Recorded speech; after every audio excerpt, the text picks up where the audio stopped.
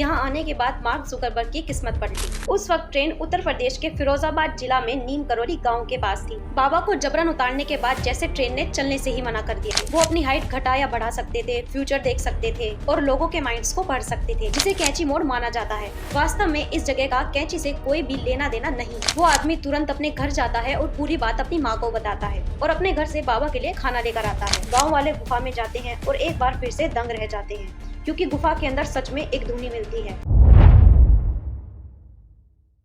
ये बात साल 2015 की है, जब भारत की सत्ता संभालने के एक साल बाद पीएम नरेंद्र मोदी अमेरिका की यात्रा पर गए थे।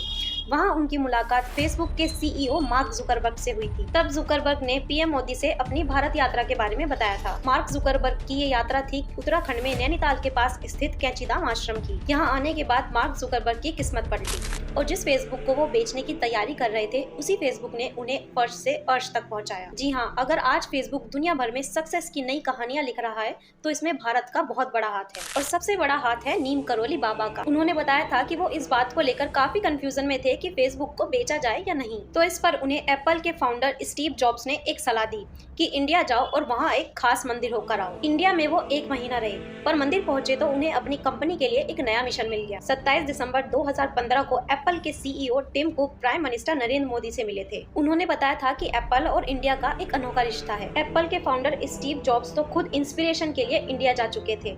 वो अपने कुछ खास दोस्तों के साथ 1974 में स्पिरिचुअल नॉलेज की खोज में इंडिया आए थे। उनका लक्ष्य था नीम करौली बाबा से मिलना, पर तब तक बाबा अपनी देह को त्याग चुके थे। इसके बाद स्टीव जॉब आश्रम में कुछ समय तक रहे और वापस गए तो एक नई एनर्जी के साथ और अपनी कंपनी का कामकाज देखने लगे। लिस्ट बड़ी लंबी है। हॉलीवुड एक्ट्रेस जूलिया रॉबर्ट्स से लेकर बड़ी बड़ी हस्तियां इस आश्रम में जा चुकी हैं। बाबा के चमत्कारों की कई सारी कहानियां हैं। इस वीडियो में हम उन पर एक एक करके चर्चा करेंगे, लेकिन सबसे पहले ये जानना जरूरी है कि आखिर ये बाबा थे कौन, उनका जन्म कहाँ हुआ था और आखिर वो इस ऊंचाई तक पहुँचे तो वो कैसे पहुँचे। साल 1900 के आसपास की बात है। उत्तर प्रदेश के फिरोजाबाद डिस्ट्रिक्ट में अकबरपुर गांव में एक रिच ब्राह्मण फैमिली में एक बच्चे का जन्म हुआ। माता पिता ने नाम रखा लक्ष्मण नारायण शर्मा। मात्र 11 साल की उम्र में माता पिता ने लक्ष्मण नारायण शर्मा की शादी करवा दी, पर उनका मन घर गृहस्थी में नहीं लगता था। उनका मन लगता था अपने हनुमान में। बजरंग बली के भक्त लक्ष्मण नारायण शर्मा ने साधु बनने के लिए शादी के बाद ही अपना घर छोड़ दिया। बताया जाता है कि 17 साल की उम्र में उन्हें आध्यात्मिक ज्ञान हो चुका था। इसके बाद वो बाबा लक्ष्मण दास के नाम से जाने जाने लगे। इसके बाद सामने आती है बाबा लक्ष्मण दास के नीम करौली बाबा बनने की कहानी। एक बार बाबा ट्रेन में सवार होकर कहीं जा रहे थे। उनके पास टिकट नहीं था।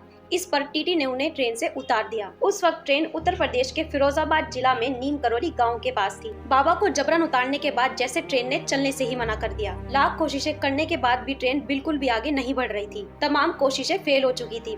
फिर किसी पैसेंजर ने सजेस्ट किया कि जिस बाबा यानी साधु को ट्रेन से जबरन उतारा गया है, उन्हें वापस बैठा लिया जाए तो शायद ये ट्रेन चल दे। सबने बाबा से रिक्वेस्ट की कि वो ट्रेन में आकर फिर से बैठ जाएं। कहा जाता है कि उस वक्त बाबा सभी की रिक्वेस्ट मानकर ट्रेन में वापस बैठने के लिए तैयार हो गए, लेकिन उन्होंने 2 शर्तें रखी। एक थी उस जगह पर नीम करौली में रेलवे स्टेशन का निर्माण करवाया जाए। दरअसल बाद में ऐसा माना गया कि बाबा को सभी दिक्कतों का पहले ही पता चल जाता था और नीम करौली गाँव के लोगों को ट्रेन पकड़ने के लिए काफी मीलों तक पैदल चलना पड़ता था, क्योंकि नियरेस्ट स्टेशन वास्तव में गाँव से काफी दूर था और वहाँ तक जाने के लिए कोई साधन भी मौजूद नहीं था। इसीलिए बाबा ने ये शर्त रखी कि वहाँ पर एक स्टेशन का निर्माण करवाया जाए। दूसरी शर्त ये थी कि रेलवे कंपनी ट्रेन में सफर करने वाले सभी साधुओं के साथ अच्छा व्यवहार करेगी। उस वक्त रेलवे के ऑफिशियल्स ने बाबा की ये बात मान ली। फिर जैसे ही बाबा ट्रेन में सवार हुए, इंजन स्टार्ट हो गया। बाबा ने ट्रेन के ड्राइवर को आशीर्वाद दिया और ट्रेन चलने लगी। बाद में रेलवे ने अपने वादे के अनुसार नीम करौली में एक स्टेशन का निर्माण करवाया भी। इसके बाद नीम करौली में बाबा लक्ष्मण दास ने कुछ समय बिताया। वहाँ वो लोगों के दुख दर्द को दूर करके अपनी तपस्या और साधना में ही लगे रहते थे। इसके बाद देखते ही देखते वहाँ के लोगों ने उन्हें नया नाम दे दिया।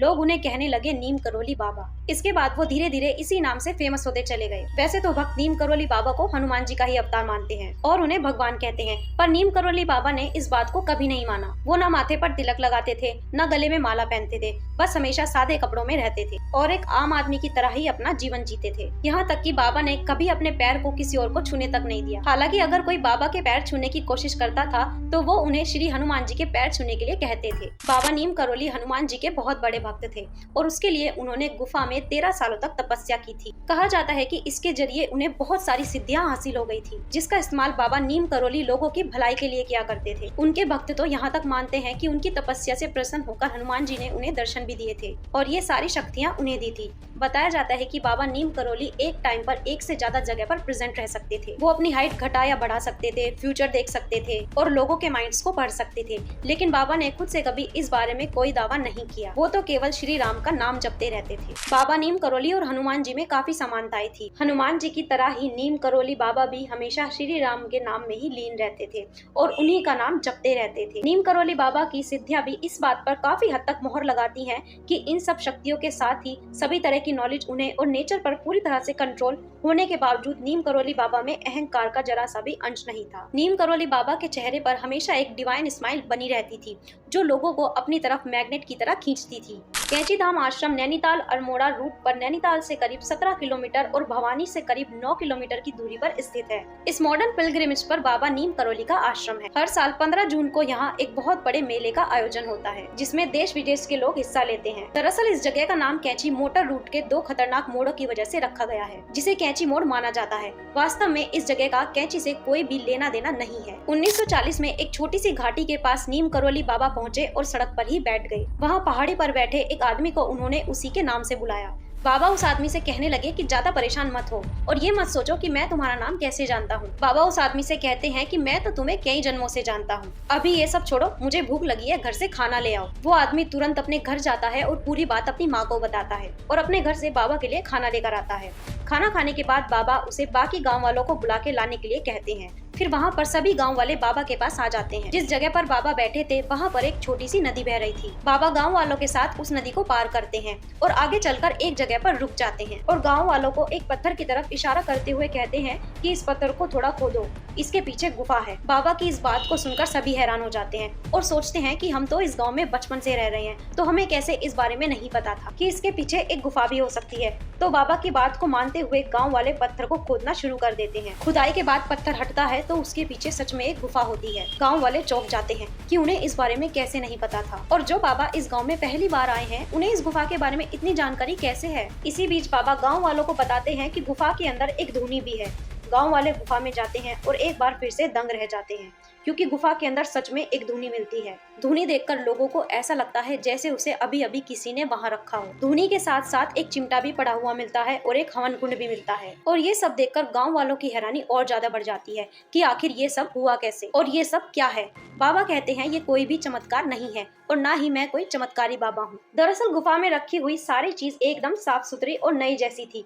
उन्हें देखकर बिल्कुल भी नहीं लग रहा था कि वो लंबे समय से यहाँ पर रखी हुई थी। बाबा कहते हैं कि परेशान मत हो, ये हनुमान जी की जगह है और यहाँ पर हनुमान जी ही बैठेंगे, इसीलिए आओ सब मिलकर नदी से पानी लाकर इस जगह को साफ करते हैं। बाबा के आदेश पर सभी ने मिलकर नदी से पानी लाकर उस जगह का शुद्धिकरण किया और वहाँ पर हनुमान जी को प्रतिमा के रूप में विराजमान किया। आज पूरी दुनिया में इस जगह को कैंची धाम के नाम से जाना जाता है। कैंची धाम में हर साल वार्षिक भंडारे का आयोजन किया जाता है। बताया जाता है कि इस भंडारे में 1 लाख से भी ज्यादा लोग हर साल भंडारा खाते हैं। नीम करोली बाबा के रहते ही ये भंडारे की परंपरा शुरू हो गई थी। कहा जाता है कि एक बार कैंची धाम में भंडारे के दौरान घी कम पड़ गया था। तब बाबा ने कहा था कि नीचे बहती नदी से कनस्तर में जल ले आओ। फिर बाबा के आदेश पर ही उस पानी को भंडारे के लिए प्रसाद बनाने के लिए घी की जगह इस्तेमाल किया गया। बताया जाता है कि कढ़ाई में पानी डालते ही वो घी बन गया और भंडारे का बाकी प्रसाद उसी से तैयार किया गया। ये भी बताया जाता है कि एक बार नीम करोली बाबा ने अपने भक्त को तपती धूप से बचाने के लिए उसके ऊपर बादलों की छतरी बना दी थी, जिससे वो अपनी मंजिल तक पहुंच सके।